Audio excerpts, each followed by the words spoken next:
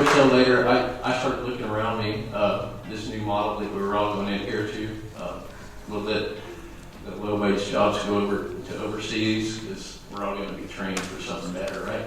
And I thought, wow, in the software industry, they call that vaporware. That don't exist. Nobody listened to me back then. A couple of years ago, up to now, it's all over Yahoo News every day. You know, and my point is that free trade is a farce. Okay,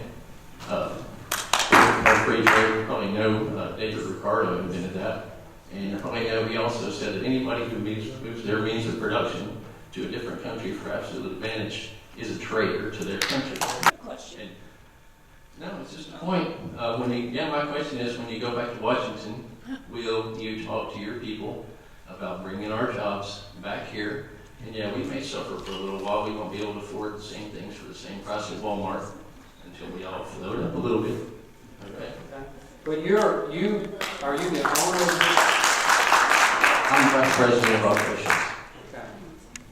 Well, there's a lot of meat in that question. Some of it I agree with, some of it I respectfully disagree with. First of all, you're a private sector company, and you try to run the company as best you can, and you have to stay in business, you've got to make a profit. It would be great if every company could stay in business and make a profit by keeping all of its operations here in the United States. That would, and most of them in Texas, and that would be my preference. But if you're going to have a free society and a free market, you have to give people the option to locate outside the United States. Maybe they want to serve a different market, or maybe it is just less expensive if they're high-intensity labor costs to put the plant in Mexico or Taiwan or wherever. That's why we have jobs. That's not my preference, but it is. You know, we're in a world marketplace, and if you want the United States to be competitive, you've got to give our manufacturing sector all the options to be competitive. I mean, that's what we're here. We want jobs.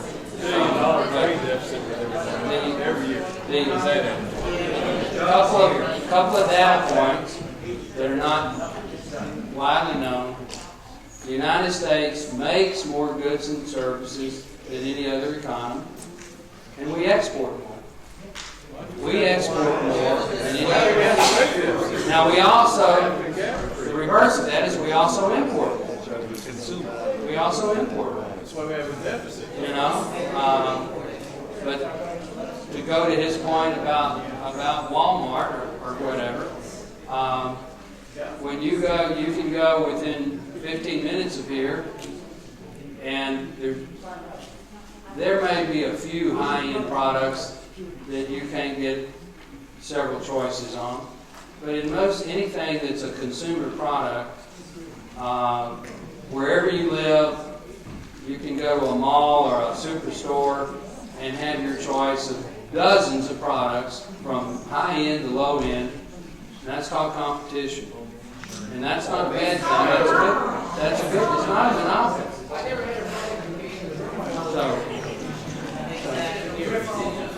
So you don't.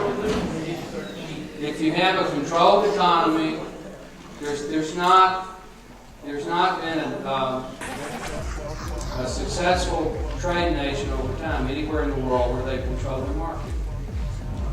Over time, and you can do it in the short run. That's the attitude that put us over it. You can do it in the short run, but you can't do it in the long run.